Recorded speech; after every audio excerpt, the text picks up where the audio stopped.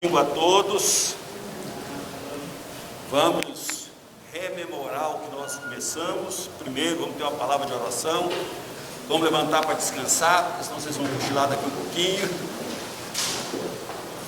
Pai amado, nós te damos graça pelo dom da vida, pela comunhão no Espírito Santo, pela convicção de vida eterna, pela grande obra feita no Calvário por cada um de nós. Ensina-nos a cada dia a sermos responsivos, instrumento nas tuas mãos, fatores, ó Deus, de agregação no teu reino. É o que nós te pedimos em nome de Jesus.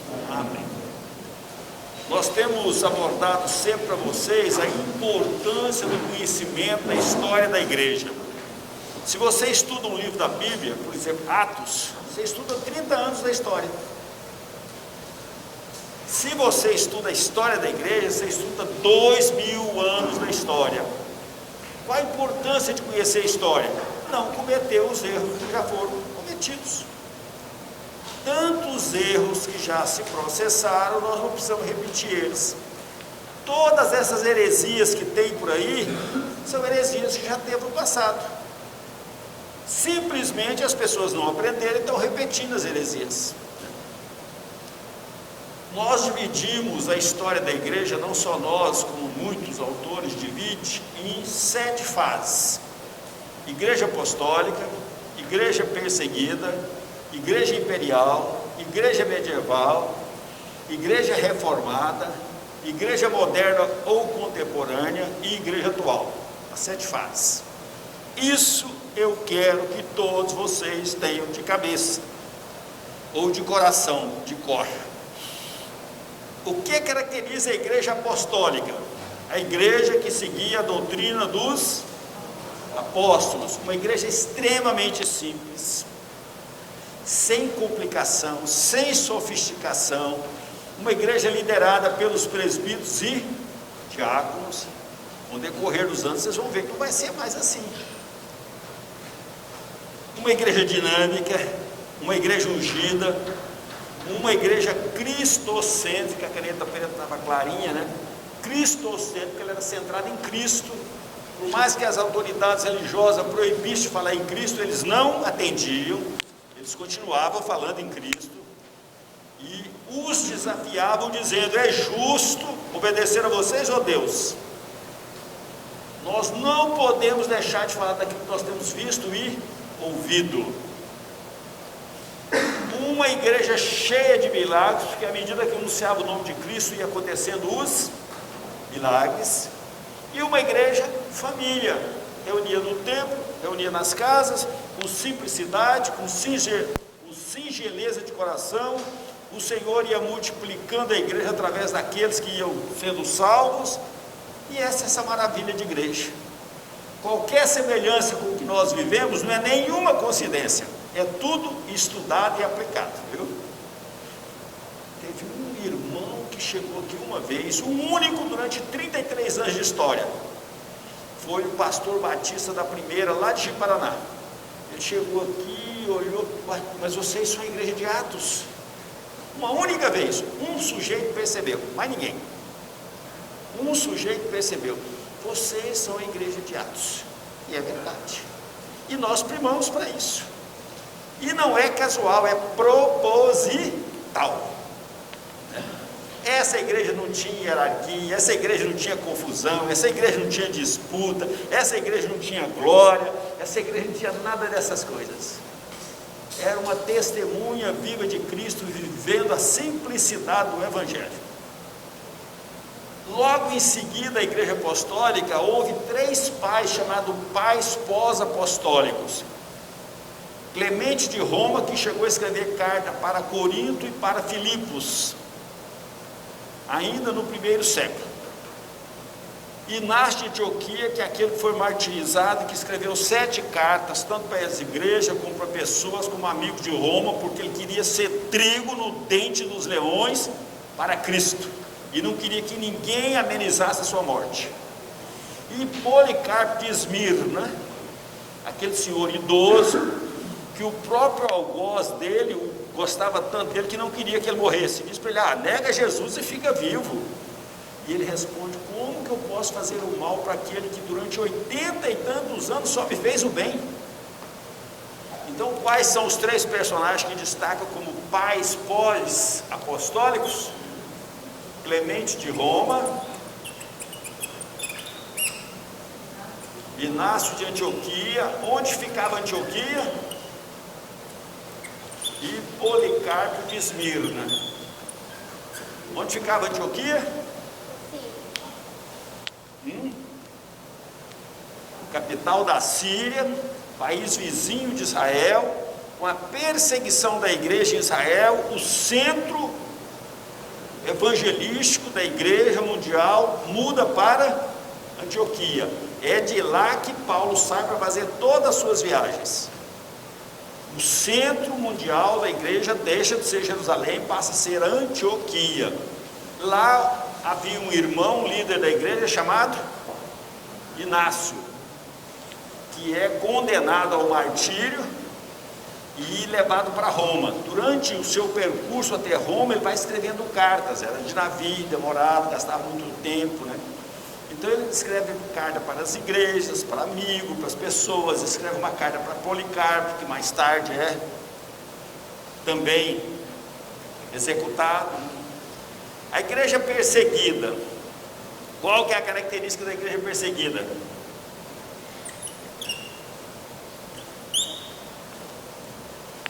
Já começou a perder um pouco a simplicidade, arrefeceu aquele primeiro fervor e já começa a surgir problemas.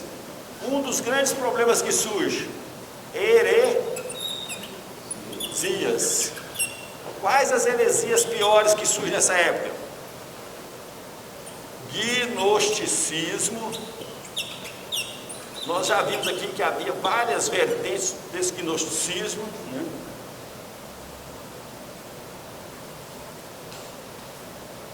Para combater essas heresias, pessoas começaram, e também para combater as perseguições, começaram a escrever.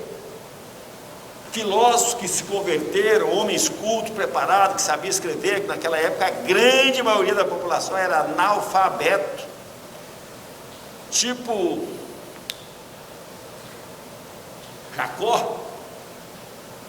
Por que Jacó amava Raquel e não lia? Porque ele era analfabeto. Jacó não lia. Isso é uma brincadeira, não tem nada a ver. Provavelmente fosse analfabeto mesmo, né? Então, aqueles poucos que tinham preparo para escrever, começaram a escrever em defesa da fé, chamado apologistas.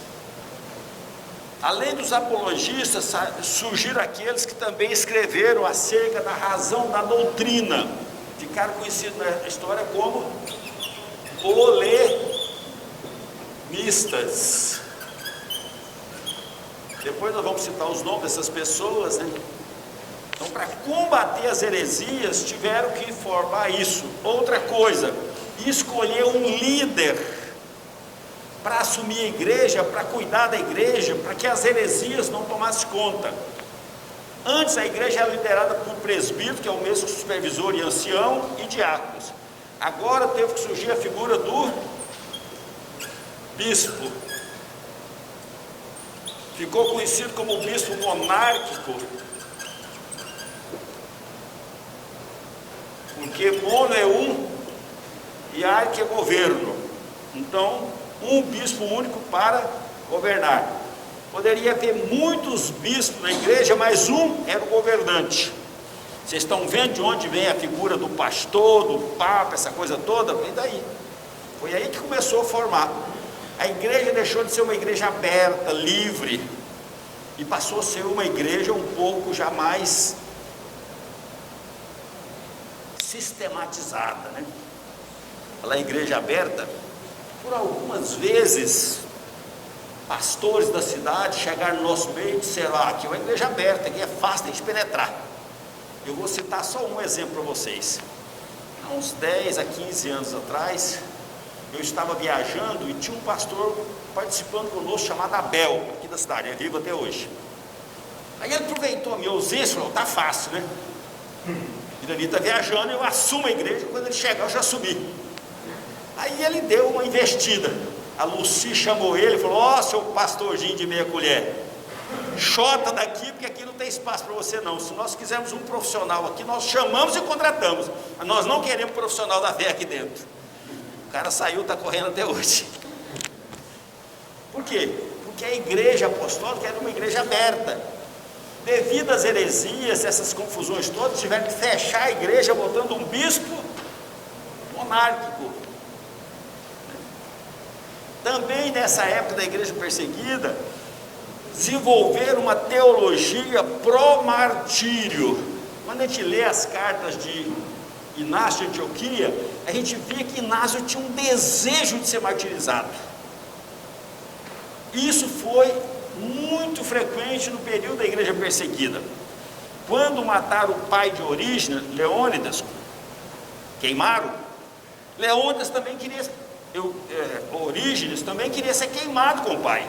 A mãe não deixou, queimando as roupas dele, não tinha como sair na rua pelado. Aí ele pega, se castra, né, de revolta, porque ele queria ser martirizado. Era mais ou menos assim um tipo de um status, uma elevação, ser martirizado. E desenvolveu essa teoria do martírio. O cristão verdadeiro era aquele que era queimado vivo, era martirizado. Isso desenvolveu na época da igreja perseguida. A próxima igreja que nós vemos é a igreja imperial. Muda completamente de figura, porque agora o imperador é cristão.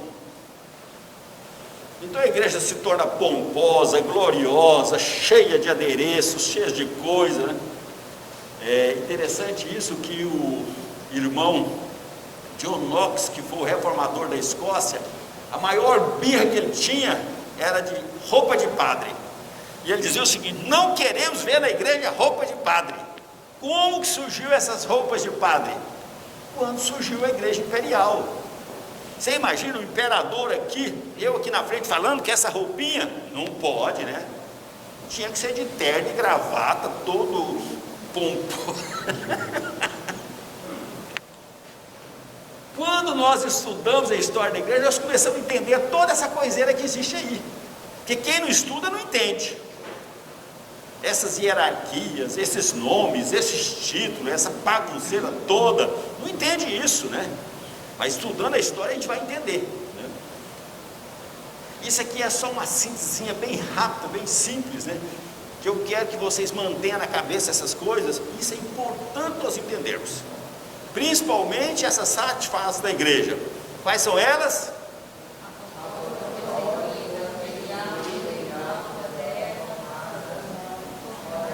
Medieval, reformada, moderna e contemporânea e atual. Muito bem. Isso todos nós temos que saber. Contemporânea, Foi atual. nessa imperial que entrou a cultura também teatral, os artistas. Não, isso é medieval. A imperial, simplesmente o imperador se converte, começa a dar dinheiro para a igreja, tira as perseguições, a igreja começa a construir templo. Uma das grandes construtoras de templo foi a mãe do Constantino, que era Helena de Constantinopla. Ela vai a Jerusalém e todo lugar importante, sepulcro, nascimento de Jesus, multiplicação dos pães e assim por diante, ela constrói um templo. Um templo da igreja da época, né? Nessa época não podia dizer igreja católica ou protestante, porque só existia uma. No concílio de Trento, lá na Itália, a cidade de Trento, na Itália, ficou conhecido como concílio tridentino, porque Trento tem 3 folhas, né? Eles fizeram uma teologia contra a reforma, e nessa teologia eles criaram o Index Liborum, ou a relação de livros proibidos. Qual o livro que foi proibido no Index Liborum? A Bíblia. A Bíblia só veio ser liberada no Concílio Vaticano II, 1962, 1965. Ela foi proibida durante todos esses anos. fruto do Concílio Vaticano II, da Contra-Reforma, né? Então, por que os católicos não leem a Bíblia? Porque ele era um livro proibido. Aí criou-se toda essa lenda, principalmente os jesuítas, que foram fundados por Inácio de Loyola a partir do Concílio de Trento. O Concílio de Trento aconteceu na cidade de Trento, na Itália, 1545, 1563, né? E os jesuítas tinham por finalidade divulgar a fé reformada, a fé católica, anti-reforma. E eles criaram todas essas lendas. Esse livro de capa preta, eu sempre uso Bíblia de capa de outra cor. Onde eu gostei muito da Bíblia da Sâmela, porque era de capa vermelha, né? Eles diziam, esse livro de capa preta é maldito, quem lê ele fica louco. E criou um sem número de lendas, que hoje nós chamamos de narrativas, né? Antibíblicas. E por isso que o pessoal católico não lia a Bíblia. Quando acontece o Concílio Vaticano II, que libera a leitura da Bíblia, o que é que houve na Igreja Católica? É possível que vocês não saibam, aconteceu agora. Qual tipo de mudança? Não adianta querer me enrolar. Qual tipo de mudança? Houve um avivamento. Como ficou conhecido o avivamento católico? O avivamento católico teve um nome. Como que ele ficou conhecido? Movimento do Espírito Santo, um movimento carismático, onde centenas e centenas de católicos se converteram. Eu acho que não é a religião protestante ou católica que salva ninguém, é a conversão em Cristo. Se um católico se converter, ele está salvo. Se um protestante se converter, ele está salvo, porque tem muitos protestantes não convertidos. Então aí no nosso meio só criando caso, criando problema, dando confusão, disputando posição, glória. Um dia eu conversando com o irmão acerca disso, ele disse o seguinte: não, esses bodes são muito importantes no rebanho, eles dão carne, eles dão leite. Não elimina os bodes são úteis, deixa eles no meio do rebanho. Então vamos, eu comprei um livro de história da igreja, todo em vídeo, para facilitar, porque eu creio que o vídeo a gente grava mais. Vocês viram o videozinho do Marcelo, né? Do seriado Chosen. Normalmente quem não sabe inglês fala errado, choose, outros nomes, né? É escolhido. Choose, escolher, chosen, escolhidos, né? Então do seriado Chosen, escolhidos, né? Que é o nome do seriado. Oi? Então nós podemos dizer que o acesso à Bíblia é uma salva recente? Para os católicos, sim. Ela pertencia à relação de livros proibidos, tinha uma relação enorme de livros proibidos. E ela permaneceu proibida até no Concílio Vaticano II. Para os protestantes, não. Por isso que a Bíblia protestante é diferente da Bíblia católica. Qual a diferença? A Bíblia católica tem 7 livros apócrifos. Está lá escrito que são apócrifos, mas está lá. Macabeus, Judite, Eclesiástico. Nós temos Eclesiastes, eles têm o Eclesiástico, Bel e o Dragão, Daniel, a parte de Daniel que não é da nossa Bíblia. No total são 7.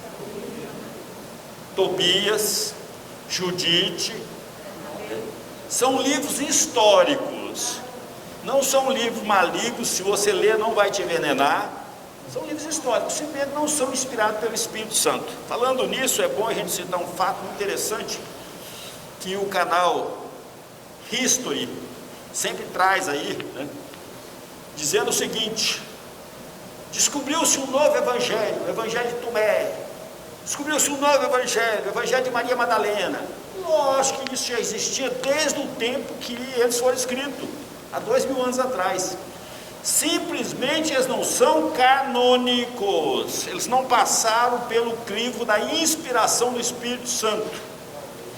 Quais foram os livros canônicos aceitos para ser colocados no Novo Testamento?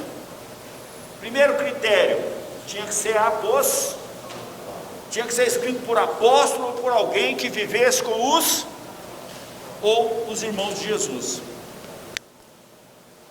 Mateus, Marcos e Lucas, quem é apóstolo? Mateus,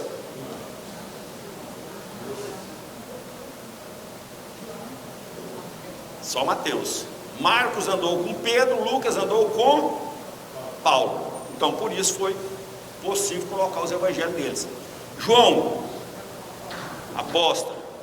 As cartas de Paulo diz que ele foi um apóstolo nascido fora de tempo, que Jesus escolheu depois dos outros. Então todas as cartas de Paulo são cartas apostólicas, são permitidas. Tiago e Judas, por que estão no Novo Testamento?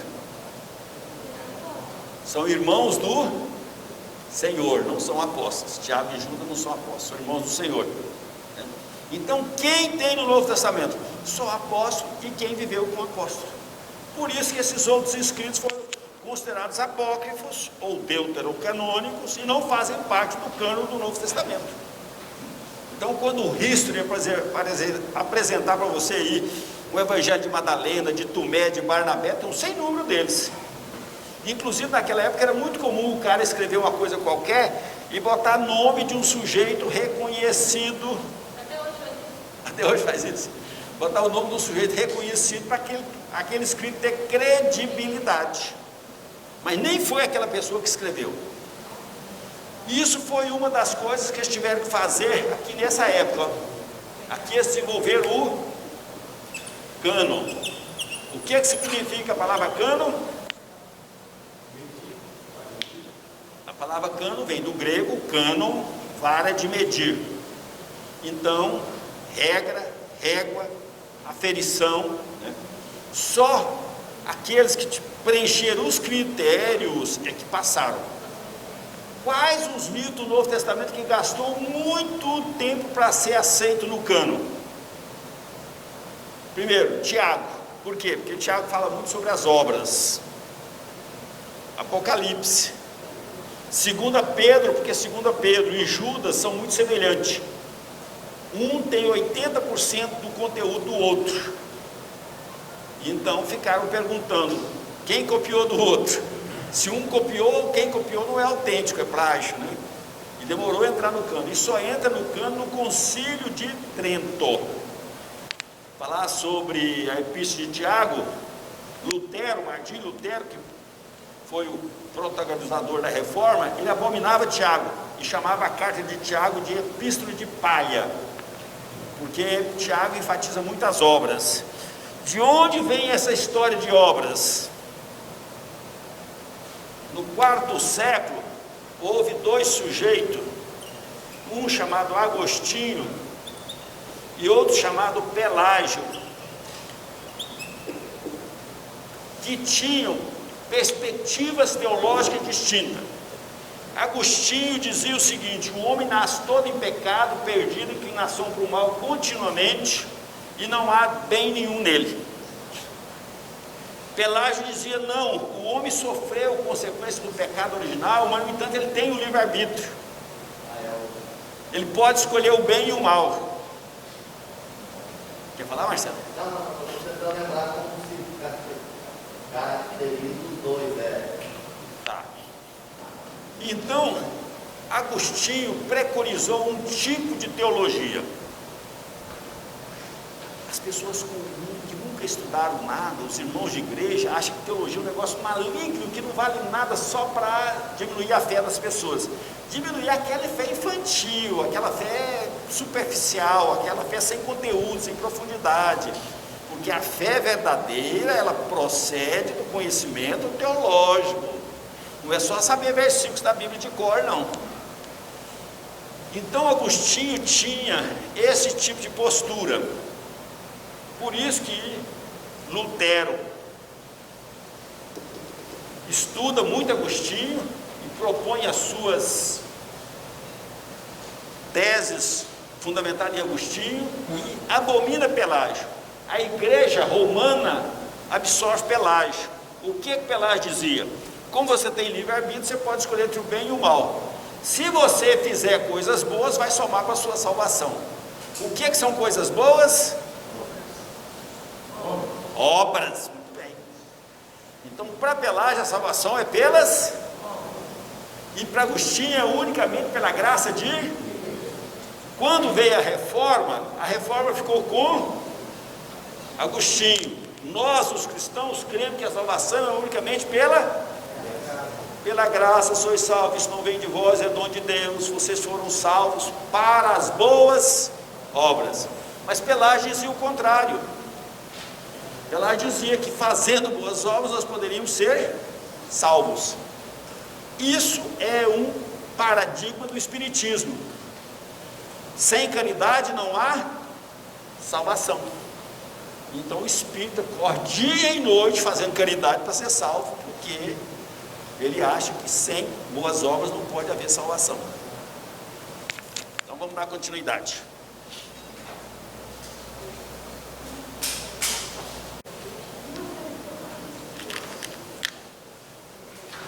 Então, antes de abordarmos a Igreja Imperial, vamos ver aqui os pais apostólicos que nós tínhamos escrito aqui, né?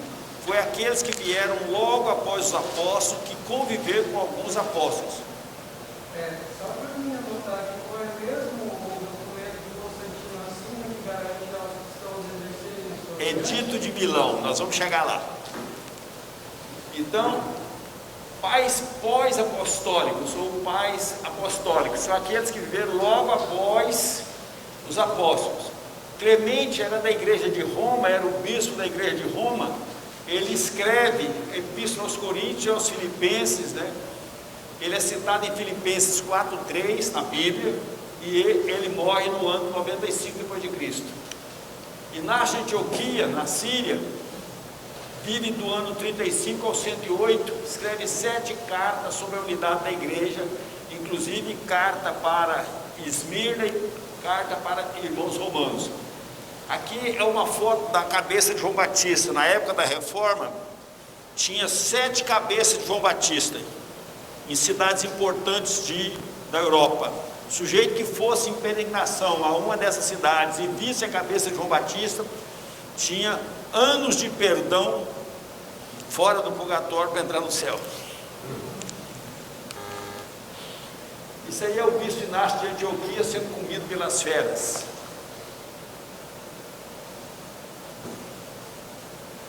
Policarpo de Esmirna, 69 a 155, foi discípulo de João.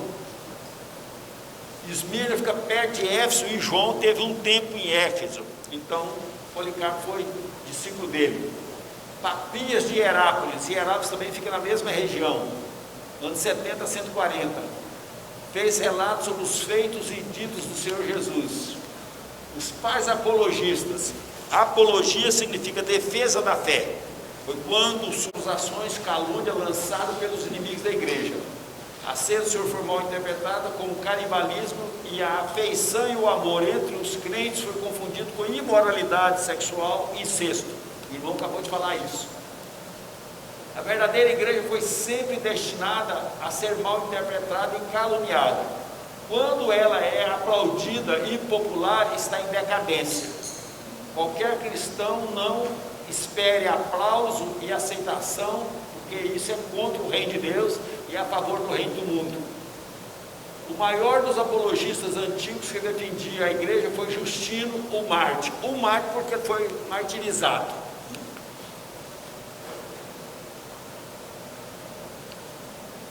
Ele viveu do ano 100 a 166 quando foi martirizado. Escreveu primeira e segunda apologia, apologia defesa da fé.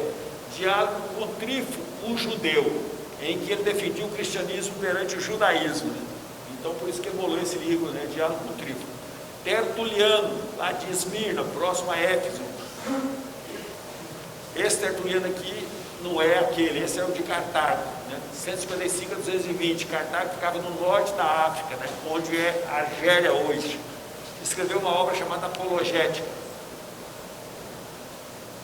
Pais polemistas. Os apologistas que defendiam a fé, e os polemistas, aqueles que escreviam contra as heresias, mostrando que a fé era verdadeira, que a doutrina da fé era verdadeira. Então Irineu, de Lyon. Ele nasce na Ásia Menor, depois muda para a França, vai para a cidade de Lyon, e escreve contra as heresias, principal heresia, o marcionismo, aquele que fez um cânon próprio, só com o Evangelho de Lucas e as Epístolas de Paulo. Orígenes de Alexandria, no norte do Egito, filho de Leônidas, que foi martirizado, ele se automutilou, né? Em contrariedade para não poder se martirizar, e foi um grande escritor, muito inteligente, e escreveu a Hexapla. Hexapla é uma tradução do Velho Testamento em 5 línguas diferentes, em colunas: hebraico, grego, aramaico, né? E foi fazendo em colunas. É isso aqui, ó. Então você podia comparar cada uma delas, né? Cipriano, do ano 200 a 258, também de Cartago, escreveu sobre a unidade da igreja. Aurélio Agostinho, um dos mais brilhantes da época, hoje conhecido como Santo Agostinho de Hipona. A mesma região, Hipona, fica na Argélia, né? Próxima região que antigamente houve a cidade de Cartago. Esse Agostinho teve um filho chamado Adeodato, e a sua mãe era Mônica. Ele era um cara extremamente promíscuo, com 16 anos ele já tinha amante. Como a mãe era cristã, ele tinha o conhecimento dos princípios cristãos, isso o martirizava muito, e certa feita ele orou a Deus: Senhor, me livra da lascívia, porém não agora. Queria curti-la mais um pouco. E escreveu 100 livros, 200 cartas e 500 sermões. Agostinho foi o que preconizou a doutrina que hoje nós praticamos. Lutero estudou Agostinho e nós estudamos Lutero, Calvino e tantos outros, né? Agostinho é chamado um dos pais da igreja moderna, atual, né? Livros dele que são publicados até hoje, com Cidade de Deus, Confissões, De Trindade, Herésicos. No final da sua vida, ele escreveu um livro dizendo tudo que ele tinha escrito, que ele não concordava, que ele tinha mudado de opinião. Poucas pessoas fazem isso, né? Esse livro, Confissões, eu tenho, Cidade de Deus, eu tenho. Você imagina, 16 séculos depois, o livro ainda está sendo editado. Esse cara foi fabuloso, né? Ele, filho dessa Mônica, a Mônica era cristã, ele não. Primeiramente, ele vai para o maniqueísmo. O maniqueísmo foi fundado por um tal de Mani, um cara persa, em que preconizava um confronto entre dois estados, luz e trevas, bem e mal, né? Preto e branco. Ele tinha essa atitude. Só que ele esperava que as suas perguntas fossem respondidas pelos líderes deles. Um dia ele encontra com o líder não consegue responder as perguntas. Ele desiste do maniqueísmo e passa a ser platonista, seguindo um dos discípulos de Platão chamado Plotino. E para ser platonista, que era uma filosofia, ele tinha que ser celibatário. Então ele despede a mãe do Adeodato, que chamava-se Flora, e a mulher fica muito indignada e diz: se eu tivesse sido abandonada ou trocada por uma outra mulher, eu aceitaria, mas ser trocada pela filosofia, e ele é trocado pela filosofia. Aí Santo Agostinho se torna celibato, asceta, né, e estudioso de Plotino. Só que ele não encontra resposta para os seus anseios interiores. Os nossos anseios anteriores são como um vácuo, só pode ser preenchido pelo Criador. Nenhum tipo de filosofia desse mundo. Ele era professor de retórica, então ele muda para Milão, não, ele muda primeiro para a Itália. Os alunos não pagam suas mensalidades, não tinha interesse pelas aulas. Ele abandona a Itália e vai para Milão. Em Milão, o governador tinha renunciado ao mundo, o pecado, os bens, dado tudo para os pobres e virado pregador. Chamava-se Ambrósio. Aí ele ia para o fundo da catedral escutar as mensagens de Ambrósio. E, ouvindo as mensagens de Ambrósio, ele se convenceu que o cristianismo era verdade, era o caminho, era o que ele procurava. Só que esse convencimento só estava na mente.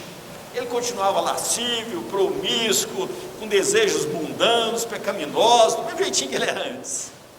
E aquilo o angustiava demais. Um dia ele conversando com seu amigo Alípio, eles estavam pesquisando a Bíblia, aí ele escuta do quintal ao lado, uma voz de criança: toma e lê. Aí ele volta, pega a Bíblia, abre Romanos 13, 12 e 13. Deixa a promiscuidade, deixa a imundícia, deixa essas coisas todas, né? Aí ele entende que era Deus falando com ele. Aí ele se rende completamente ao Senhor. Então aquela fé intelectual que estava na cabeça desceu para o coração. Aí então Agostinho é transformado. Aí ele viaja com a sua mãe, ele estava em Milão, ele viaja com a sua mãe para o norte da África. No caminho os dois têm um arrebatamento, uma coisa linda, maravilhosa, né? Um encontro com Deus profundo. O filho já tinha morrido quando tinha 17 anos.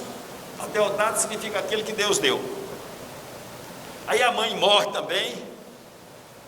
Aí ele vai para a África e lá ele renuncia tudo e se torna pregador da palavra. Devido aos seus antecedentes, ele se torna extremamente rigoroso consigo mesmo. Ele fez um propósito de nunca conversar com uma mulher desacompanhada. Ele só conversava com mulher se estivesse acompanhado. Mais tarde ele é eleito bispo, sem ser teólogo, sem ser nada, né? E é um dos caras que mais produziu. Com a invasão dos vândalos, ele é morto, né? Em 430. Ele nasce em 354, em Tagaste, na Argélia, né? E morre em 430. Essa aqui é aquela figura que o irmão acabou de falar, que o Deus dos cristãos era um cara com cara de burro. Isso aqui foi achado no muro em Roma. O Alexâmenos grafito é uma escultura que foi encontrada no Monte Palatino em Roma durante a escavação de 1857. A pichação foi arranhada no reboco de um muro na escola de formação para os meninos da página, que foi adicionada ao Palácio Imperial durante o reinado de Calígula, 37 a 41 d.C., mas usado por muitos anos mais tarde.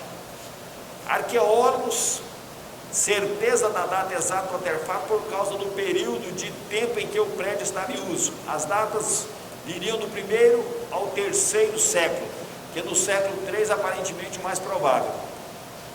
O grafito é muito...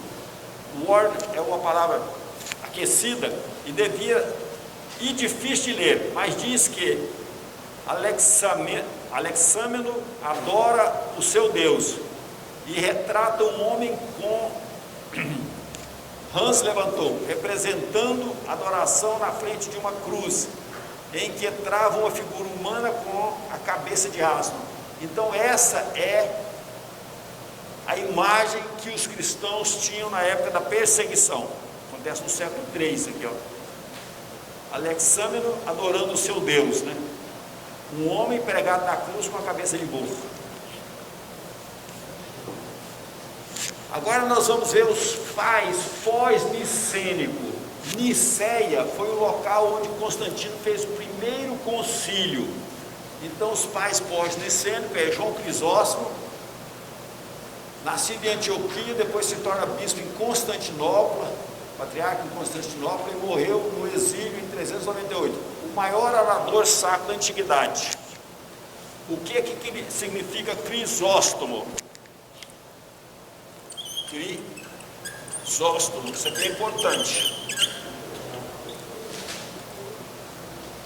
Estoma é boca e criso é ouro.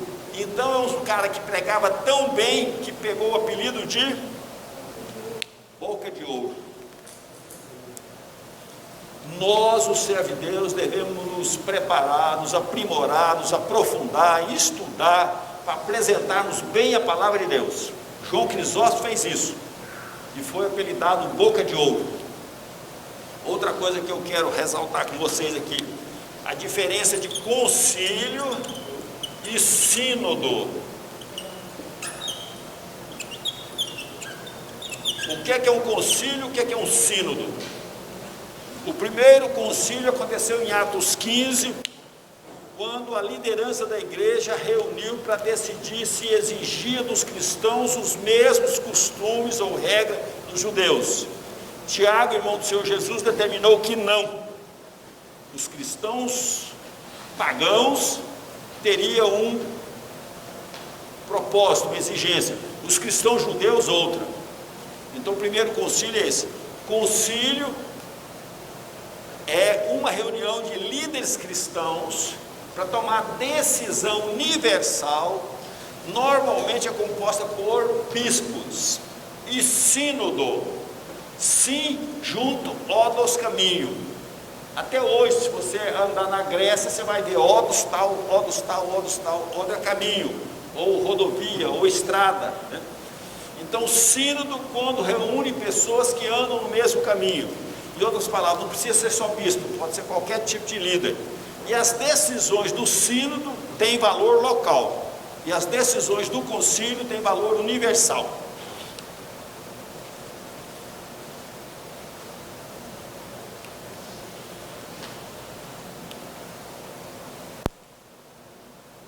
Depois nós temos Teodoro, príncipe dos exegetas, escreveu contra o método alegórico de interpretação da Bíblia. O que é exegese? É a ciência de interpretação da Bíblia. Olha isso lá no 4º século para o 5º século, entendeu? O método alegórico, onde ele surgiu? Ele surgiu em Alexandria do Egito. Alegórico é o seguinte: você dá qualquer interpretação que você queira para a passagem. Eu vou dar um exemplo para vocês. Abraão mandou o seu servo, como que ele chamava?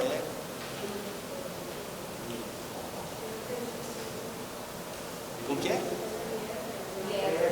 Eliezer, buscar uma esposa para Isaac.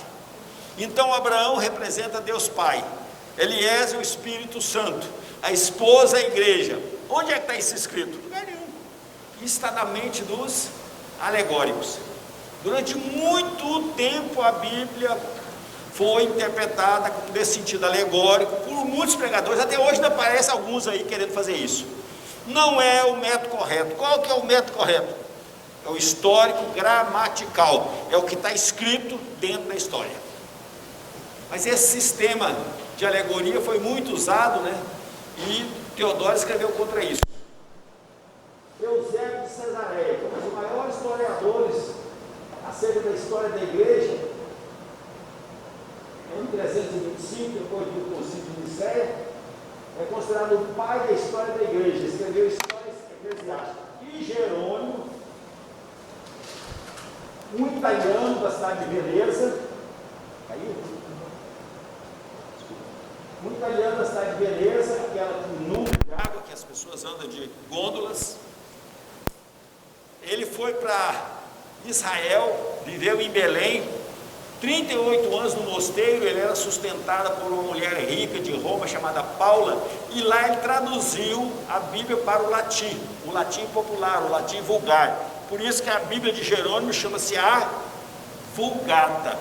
Até hoje ela é usada pela Igreja Católica, então existe a Bíblia de Jerônimo, né?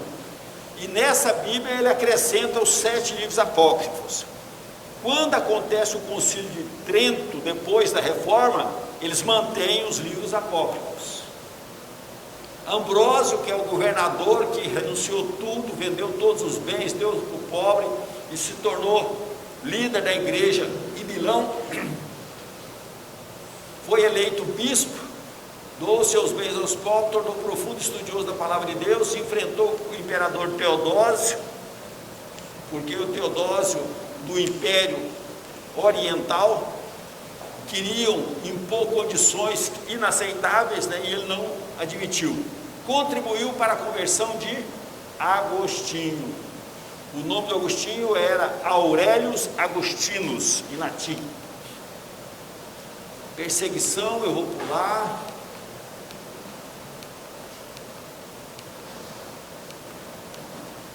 Esse aqui eu quero. Por que a Igreja Imperial é considerada do ano 413 a 476? Da época época do Edito de Milão de Constantino, a queda de Roma, ou a queda do Império Ocidental, Império Romano Ocidental. Quando faltar 5 minutos, você me avisa, Maria.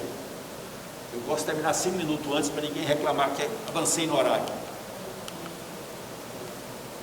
De Constantino, a queda de Roma. Constantino, o primeiro imperador cristão, seu pai era Constâncio Floro. O império estava dividido em numa tetrarquia, 4 partes.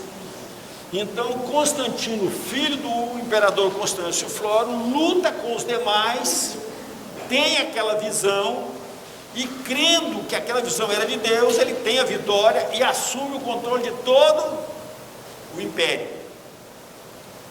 Fim da perseguição, sacrifícios pagãos, templos pagãos transformados em templos cristãos, grande soma de dinheiro para a igreja deixa de ser pobre, passa a ser uma igreja opulenta, privilégios para o clero, instituição do domingo como dia de guarda, porque não era o domingo, né?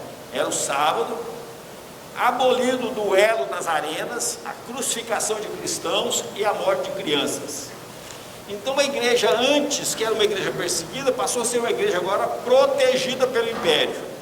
Quais as consequências disso? Antes,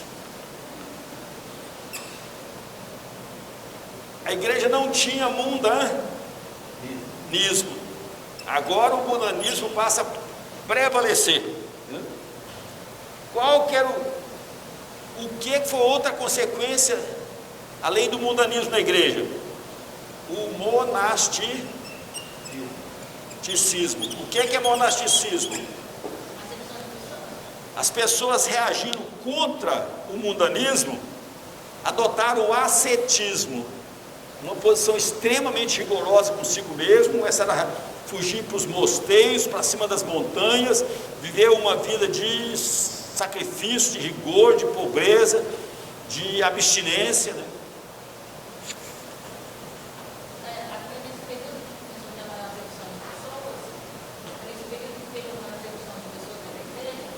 Nesse período, sim, nessa época, tudo quanto é tipo de mundanismo surgiu na igreja. Por um lado, os cristãos ficaram muito satisfeitos, dizendo o seguinte: Deus levantou um homem, Constantino, para nos abençoar. Eu creio que é verdade. Mas como Constantino era um imperador pagão, ele só se batiza no leito de morte, ele continuou participando de sacrifícios pagãos, opção de coisas se mundando, de politicagem, só que os cristãos, ninguém ia dizer nada contra ele, porque ele era um imperador, né? Era ariano. Depois nós vamos chegar lá. E aí, então, ele enche a igreja de todos os princípios mundanos.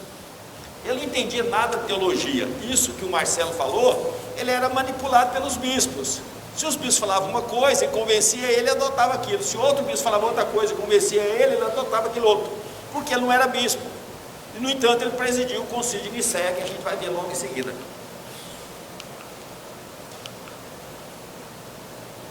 O monasticismo foi uma filosofia que surgiu nessa época, em que as pessoas deixaram de viver em sociedade, viver a vida normal e se refugiaram nas montanhas, nos desertos, nos lugares áridos, né? A palavra monasticismo vem de mono, que é andar solitário, do grego, né? A Ásia e a Europa ficaram cheias de mosteiros, né? Se você hoje visita a Europa, você vai ver tudo quanto é em cima de montanha um mosteiro, né? O arianismo, que o Marcelo acabou de dizer, foi uma heresia que surgiu na época, um pouco antes, em Alexandria, no Egito. O bispo da igreja do Egito chamava-se Alexandre, e o presbítero Ário, e o presbítero começou a divulgar uma heresia, dizendo que Jesus não era totalmente Deus, que ele era uma criatura elevada, mas abaixo de Deus.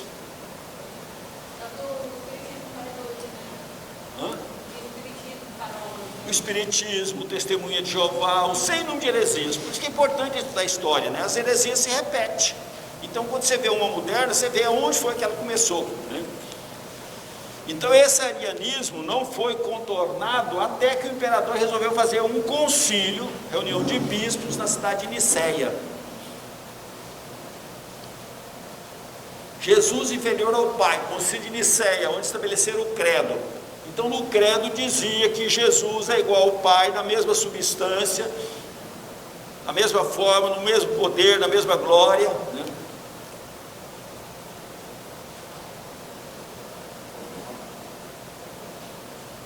Apolinário, um outro bispo, preconizava acerca das naturezas de Jesus. Então foi preciso fazer um outro concílio em Constantinopla, a capital do Império Romano do Oriente, em 381, para definir as duas naturezas de Cristo. Porque uns diziam que ele tinha a natureza de Deus, ele não sofreu nada na cruz porque ele não era humano, ele era divino, só tinha aparência humana. Outro dizia não, ele era totalmente humano, ele não tinha nada divino, os milagres foram todos uma fraude. Aí no concílio de Constantinopla ficou estabelecido que ele tinha duas naturezas, 100% homem, 100% Deus. Pelagianismo, acabamos de falar dele aqui há pouco tempo atrás, era um monge da Bretanha que foi para Roma no ano 410, né? E que dizia que nós não herdamos o pecado de Adão, por isso nós temos livre-arbítrio, vontade livre, e para ser salvo nós temos que fazer boas obras. O poder da igreja de Roma, semelhança com o governo do império. Então o que aconteceu com essa igreja que antes era perseguida? Agora ela se torna poderosa, opulenta, rica, então ela começa a apresentar opulência, riqueza, poder, né?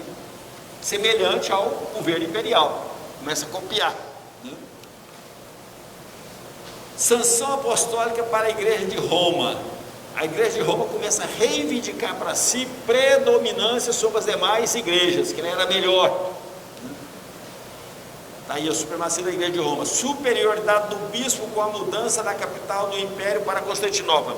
No ano 331 do imperador Constantino, ele transfere a capital de Roma para Constantinopla, porque Constantinopla era mais central. Constantinopla chamava-se Bizâncio, isso a gente vê muito chamado período bizantino, e ele muda para o nome dele, Constantinopolis, que é cidade em grego, polis, né? Então Constantinopla, Constantinopolis. Queda do império do Ocidente, onde estava Roma, devido à decadência moral e política do Ocidente.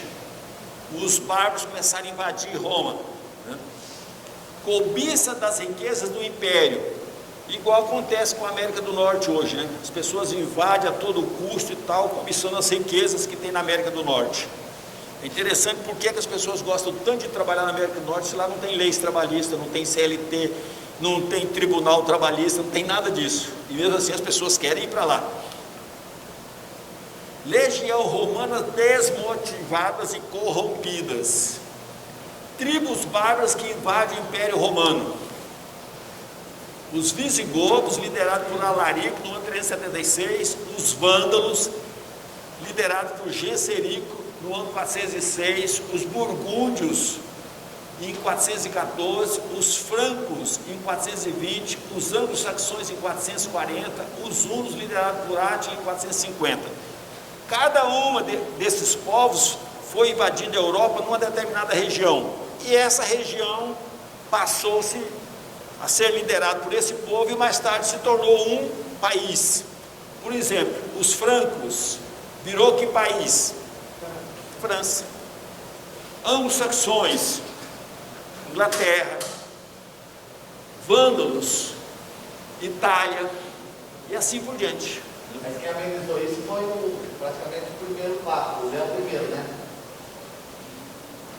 Já nós vamos chegar lá. Atanásio, líderes destacados do período. Atanásio era o secretário do bispo Alexandre lá em Alexandria. Então, quando tem a controvérsia de Ário, que é preciso de Constantino proclamar ou convocar o concílio de Nicéia, Atanásio era um detalhe. Mais tarde ele se torna bispo com a morte de Alexandre. E ele que passa a ser o combatente da controvérsia de Ário. Ambrósio de Milão, 343, conversão de Agostinho, pregador da cidade de Milão. João Crisóstomo, o maior pregador de Santa Sofia, que é a grande catedral de Constantinopla, que hoje é um museu que está na mão dos turcos, né, na Turquia. A cidade hoje não chama mais Constantinopla, chama Istambul, né? Esse João Crisóstomo morre no exílio. Jerônimo sai da Itália, de Veneza, vai para o mosteiro em Belém, vive lá 30 e tantos anos e faz a tradução da Bíblia do grego para o latim. E Agostinho, né?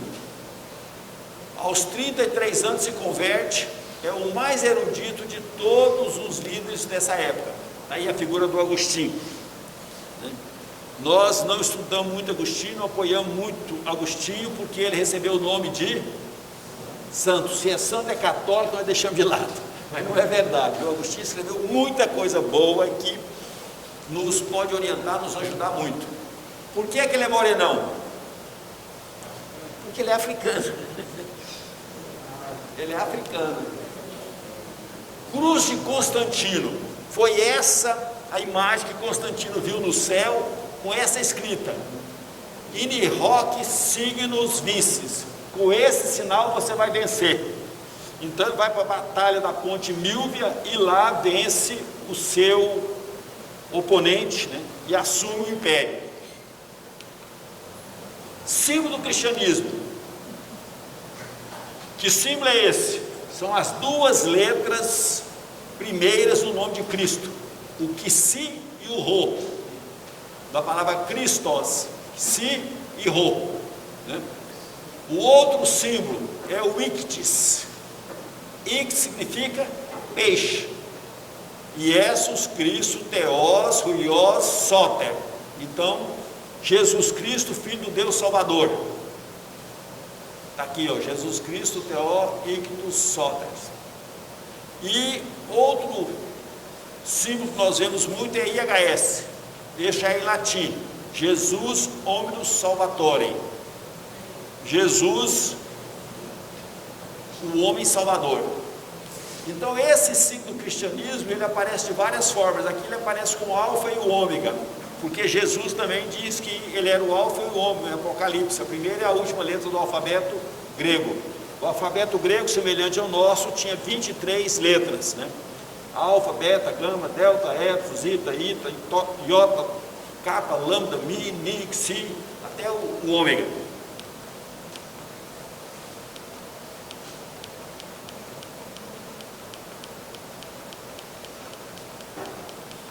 Não, mais teologia eu quero.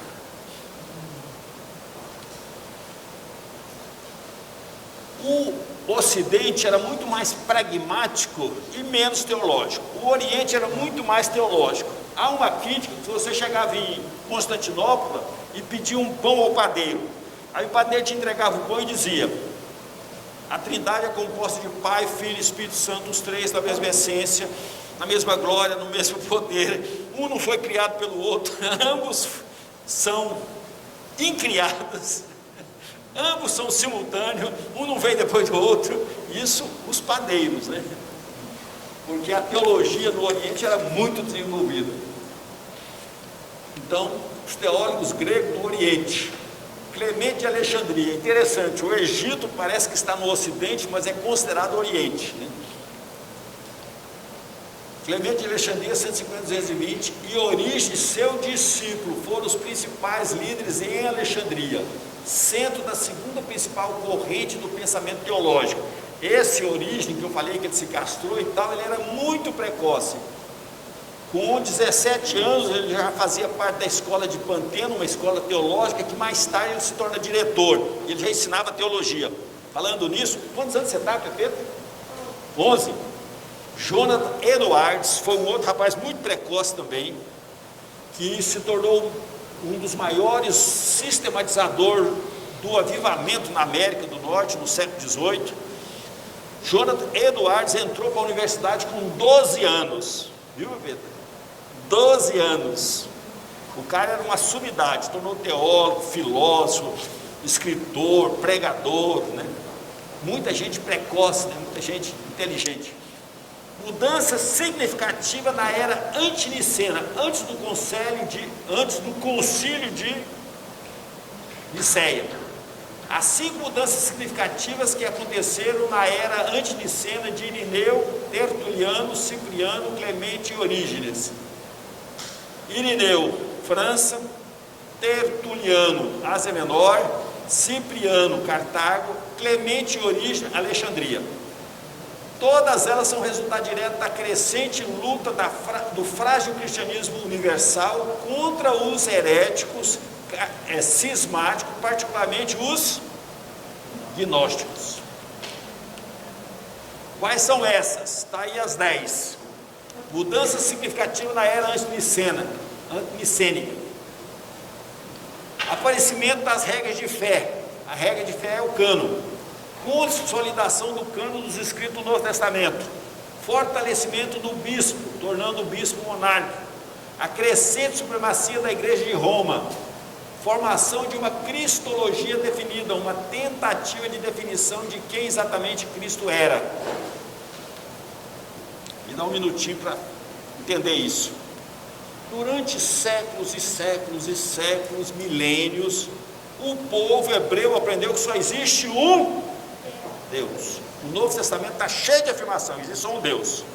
De um momento para outro aparece o filho de um carpinteiro fazendo coisas que só Deus.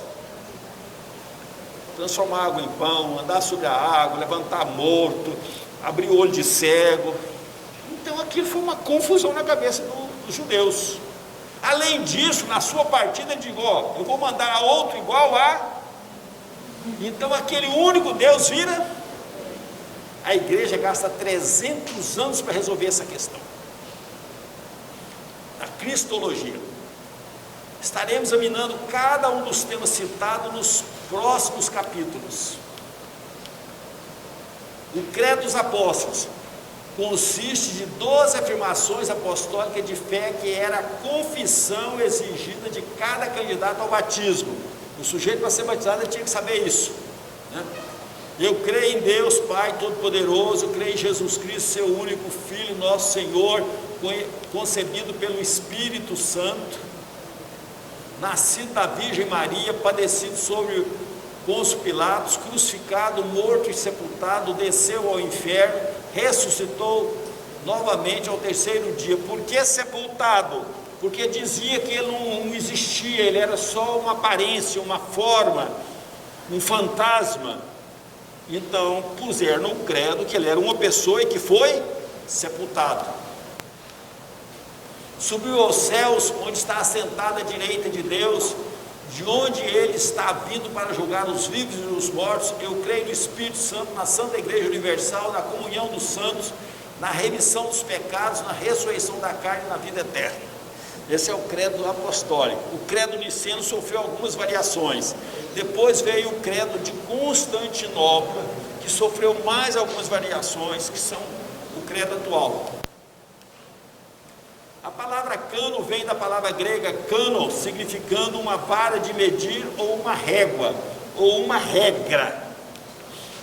Esta é a palavra dada pelos pais da igreja primitiva, aquele conjunto de primeiros escritos apostólicos seriam sozinhos, a vara de medir ou a regra, pela qual se avaliaram todas as outras revelações e escritos, especialmente aqueles dos gnósticos cismáticos. O cânon surgiu na tentativa de combater o gnosticismo que estava na igreja. A epístola aos Colossenses é uma escrita de Paulo para combater o gnosticismo. Epafrodito vai a Roma dizer para Paulo: ó, lá em Colossos está uma bagunça, materialismo, gnosticismo, ascetismo, todas essas materialismo, todas essas imundícias. Então Paulo escreve a carta aos Colossenses. A carta aos Colossenses é uma exaltação de Jesus contra o gnosticismo. Por causa da circulação de certos evangelhos e epístolas gnósticas, Irineu insistiu que o teste da validade de qualquer escrito inspirado seria se ele foi ou não escrito pelos apóstolos ou por homens muito próximos deles, tipo Marcos e Paulo. Esse escrito de Irineu chamou-se Escritura. Irineu chamava Escritura esses escritos. Por volta de 200 depois de Cristo, a cristandade ocidental tinha reconhecido um cano neotestamentário, basicamente incluindo os evangelhos e as cartas de Paulo. Mas 1ª e 2ª João, não tem 3ª João, Apocalipse de Pedro, as cartas de Pedro, não tem o Apocalipse de João. O desenvolvimento da sua forma final, como nós conhecemos hoje, entretanto, deu-se em 400 depois de Cristo, na parte latina da igreja, e um pouco mais tarde na parte oriental da igreja, que é o lado grego. Tornou impossível a continuidade de uma liderança sem hierarquia. Isso mostra o quanto a presença de heréticos na igreja locais fizeram do ministério aberto, a maneira em que nós vivemos, do corpo, algo impraticável. Desta forma, o ministério plural deixou de existir, juntamente com aquele ministério individual de cada crente. Os sacerdotes passaram a ser apenas os presbíteros reconhecidos de uma igreja local, em especial o bispo principal ou bispo monarca, nós já escrevemos aqui. A era antinicena do 2º e 3º século viram um fortalecimento do episcopado monárquico. Pela mesma razão, assim surge a ênfase na validade do episcopado na visão que era sucessão direta dos próprios apóstolos. O que é que dizem do Papa? O Papa é um discípulo de Pedro. Pedro foi o primeiro Papa. É isso aí, né? Isso é uma narrativa que não é verdade, que não é bíblica.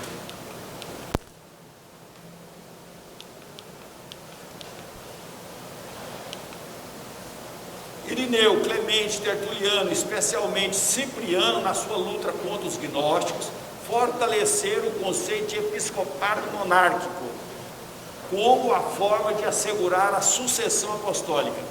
Seria uma maravilha descobrirmos porque em todo este declínio não houve uma volta à ênfase da advertência apostólica. Lembra-te, portanto, de onde caíste, arrepende-te e volta às primeiras obras. Apocalipse 2,5, Igreja de Éfeso. Supremacia da Igreja de Roma.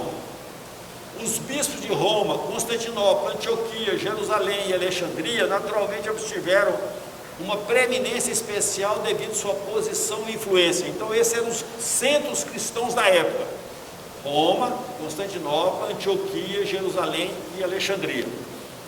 Em 100 depois de Cristo, a igreja de Roma era a maior congregação da cristandade. Em 251 continuava sendo a maior e mais vibrante igreja de seus dias, tendo em torno de 30 mil membros, sobre o singular Cornélio, que era o bispo de Roma, com 46 presbíteros, 7 diáconos, 7 subdiáconos, 42 ministrantes auxiliares, 52 exorcistas, além de professores, mestres e posteriores.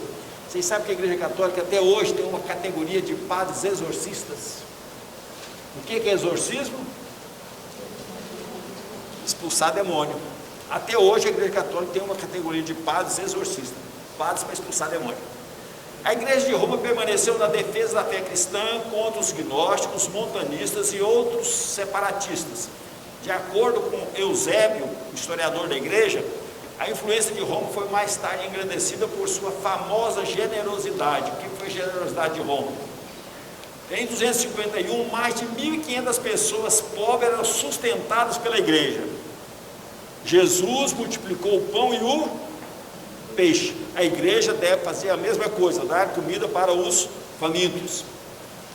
Sendo a igreja da capital do império a maior e mais rica de todas as igrejas e mais poderosa, naturalmente cresceu sua influência. A partir do fim do século II, os bispos de Roma começaram a reivindicar para si a autoridade geral sobre os demais bispos, escrever carta para os outros bispos, como que o bispo de Roma fosse superior aos outros. Assim, lentamente forma-se uma monumental, fria, hierarquizada e ritualizada organização, que acabaria dominando cruelmente a vida de todos que estiveram debaixo de suas pesadas e mortas estruturas. Esta organização é a Igreja Católica Apostólica Romana. Vocês estão vendo como que surgiu, né? A mesma maneira foi o papado. Formação de uma cristologia. A definição neotestamentária de Deus é bem simples. Paulo escreve: para nós há apenas um Deus e Pai, de quem são todas as coisas e para o qual nós existimos. Para a mente apostólica, apenas um Deus e um Senhor. E há também o simples discernimento de que este único Deus é revelado e expresso ao homem como Pai, Filho e Espírito Santo. Esse único Deus é o Pai, o Filho e o Espírito Santo. As heresias que surgiram nessa época: docetismo, vem da palavra grega doquem, que significa parecer, não é, só parece.